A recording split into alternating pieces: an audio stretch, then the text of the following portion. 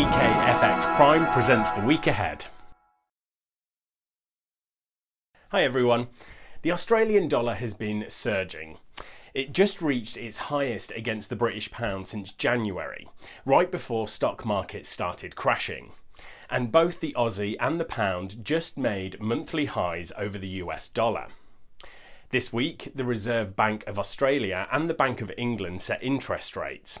So in this video, I'm going to look at what these central bankers might have planned and how it could affect these currencies. Now, before I run down the top things to watch in the economic calendar this week, can I ask that if you're interested in trading Forex markets and you're glad I've made this video, please click that like button and the YouTube algorithm will make sure more people see it, which means we can keep producing more free content. Okay, I will discuss those two big central bank meetings in a minute, but otherwise this week is laden with PMIs. We're looking for a bit of recovery in activity as countries ease lockdown measures in April, so let's see if the data live up to that expectation. I think generally we're looking at it as good PMI data. Bad for the dollar and the yen, good for most of the currencies. On Thursday, Chinese export data will be worth watching before non-farm payrolls on Friday. The US unemployment rate is expected to go up 14% in April.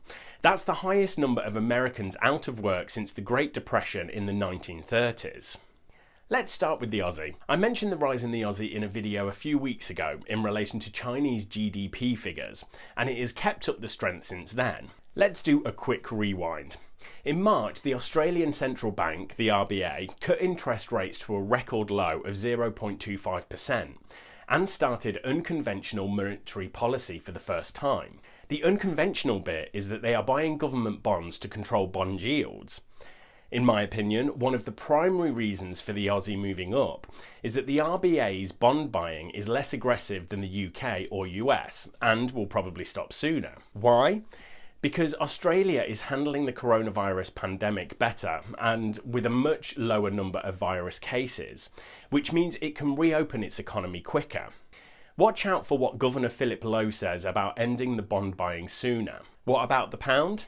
Well, Prime Minister Boris Johnson is back at work after contracting the coronavirus and has so far confounded hopes that he might reopen the UK economy quicker. The UK has been one of the countries hit hardest by the pandemic, and also the uncertainty of trade negotiations with the EU. It stands to reason that the Bank of England will have to hold down interest rates at a record low of 0.1% and keep buying bonds for longer than Australia in order to support the economy. It's unlikely that more action is taken this week, so all the emphasis will be on the central bank's quarterly forecasts. And in case you missed it, Governor Andrew Bailey recently said a 35% plunge in UK GDP in April through June is not implausible. Well, good luck with trading this week and make sure you subscribe so you don't miss our next video.